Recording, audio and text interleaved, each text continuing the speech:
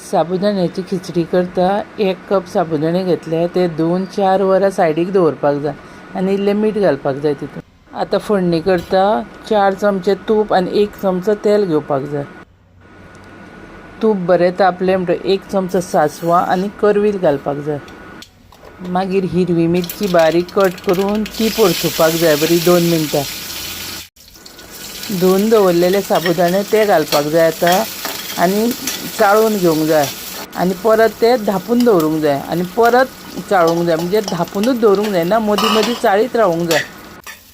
अशें ते चाळीत रावत जाल्यार ते मोकळे रावता, नाजाल्यार ते घच्च कशें रावता। वदळ्यान धुवन इल्लें मीठ घातलेलें, त्या अंदाजान आतां थोडें मीठ घालपाक जाय।